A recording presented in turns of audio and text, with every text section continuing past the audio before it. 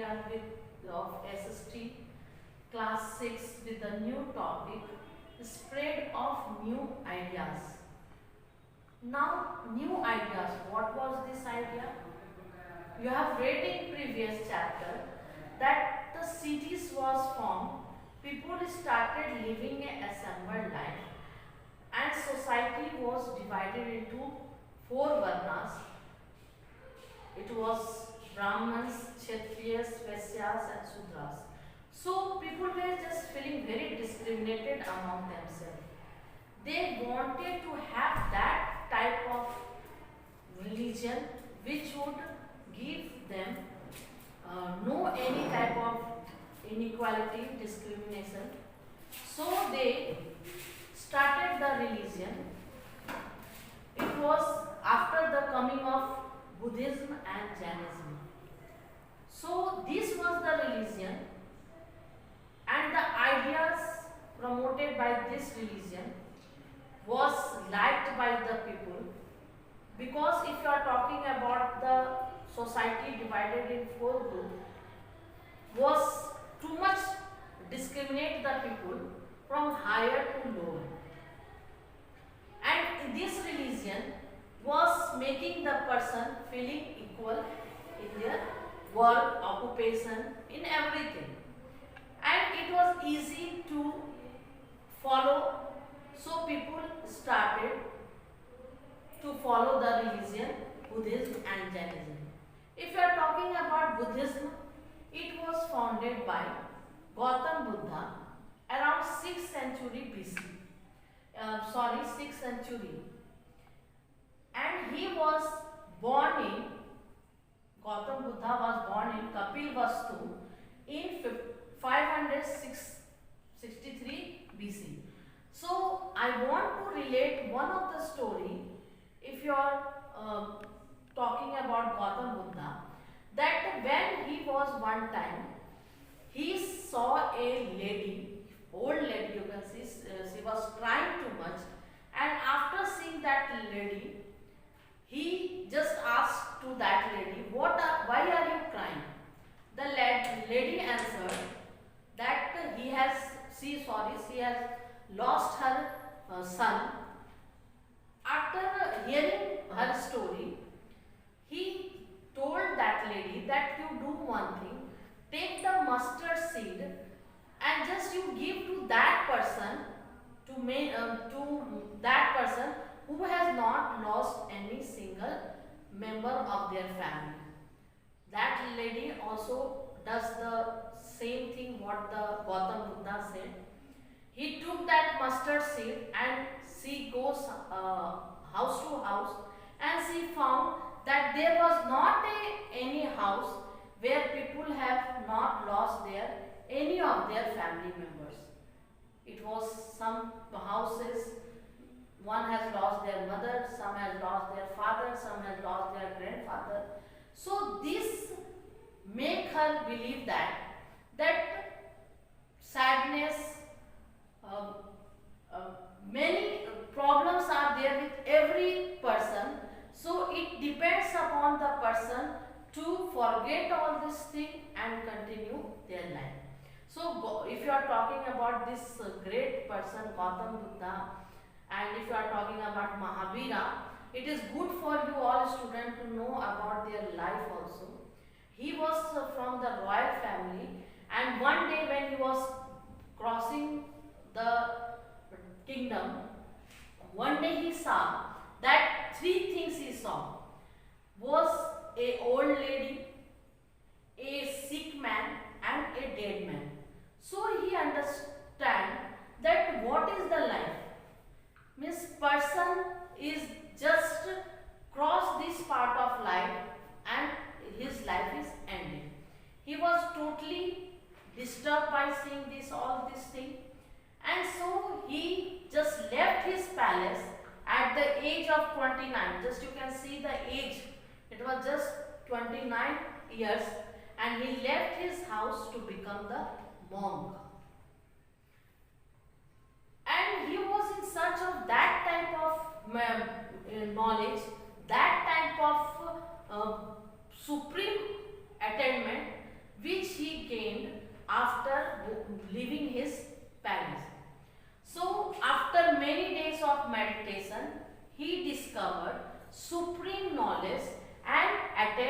enlightenment. Just he has gone to Bodh Gaya and he has sat under the people tree. That tree is known as Mahabodhi tree.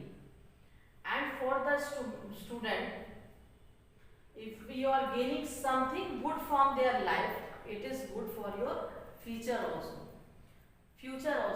So this was the life of Gautam Buddha.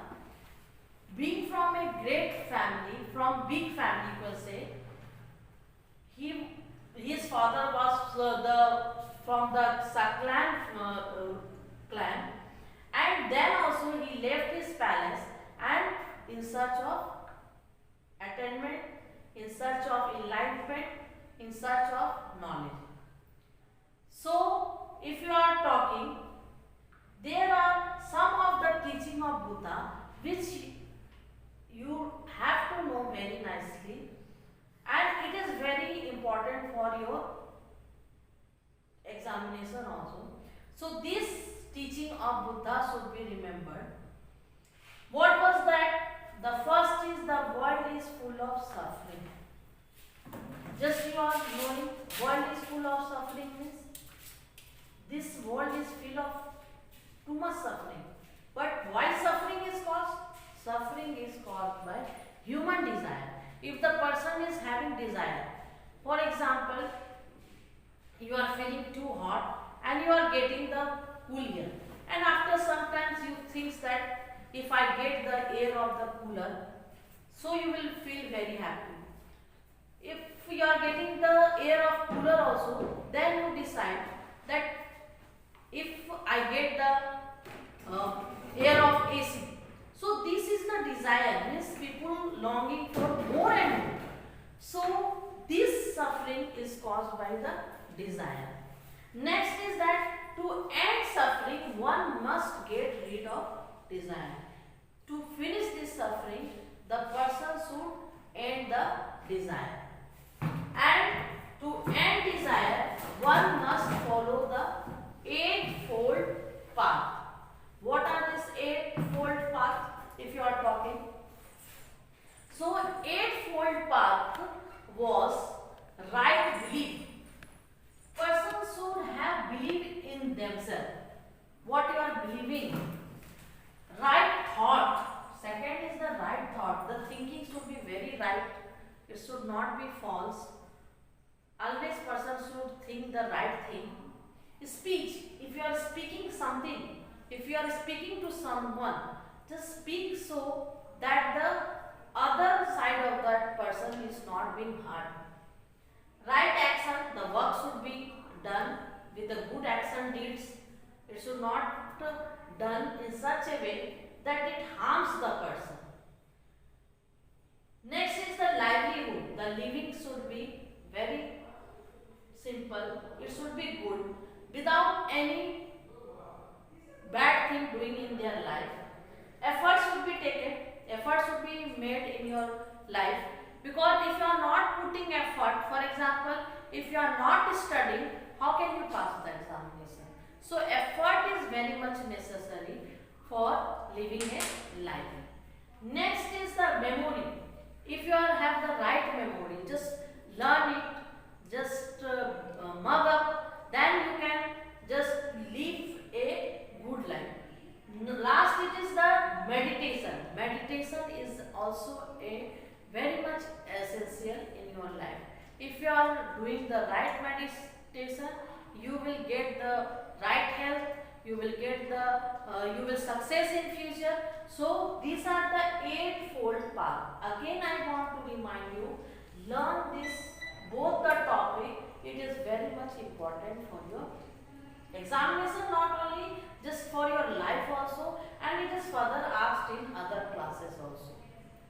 So now we are going to read that what happened, what type of text was used, and how this Buddhism was divided. If you have studied the Four Noble Truths and Eightfold Path, which was the main teaching of Gautam Buddha, and now if you are talking about the religions of that time, the teaching of Buddha is collected in the book which is known as Tripitaka. Means, what does this mean? Three basket. And all these teachings of Gautam Buddha is collected in this book. And you should know that Buddhism is known for the sites of learning also. People that time just they got that it was too easy to understand this religion. So people started following also. So there are many Buddhist site of learning found. It is in Nalanda University, Takshila University and Bikramshila University, which is very much famous and still in the ruins.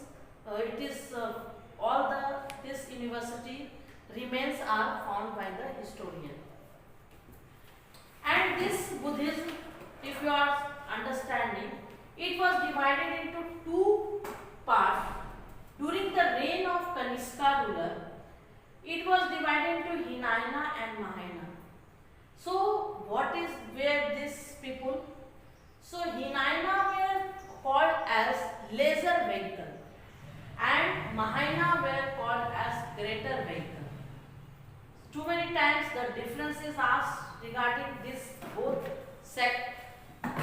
So, Hinayana, if you are talking, they have flourished around 250 BC and Mahayana has flourished around 500 BC.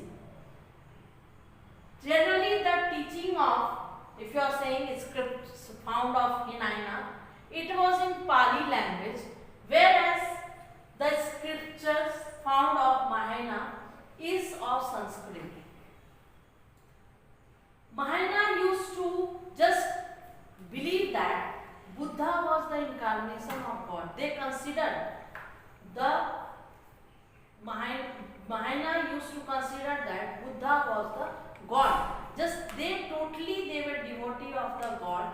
Whereas Hinayana, they believe in the teaching of the Gautam Buddha, but they did not consider Gautam Buddha as a God. So these are some differences which are very important of the two sects of this both Buddhism. So again I will recall this because it is too many times again this is repeated question asked in your examination. Difference between Hinayana and Mahayana. First you will give that Hinayana is the lesser vehicle and Mahayana is called as the greater vehicle. Second you can give that they flourished around 250 BC Hinayana and Mahayana flourished around 500 BC. Scripture of Hinayana is generally found in Pali language and Mahayana is found in the Sanskrit language. If you are talking about the Buddha, they were considering Hinayana as a teaching. They were just walking on the path of Buddha, but Mahayana were considering the Buddha as the God, as the incarnation of God. So thank you everyone. Tomorrow we will come with the new topic of Jainism and Lord Mahavira. So keep learning. Thank you.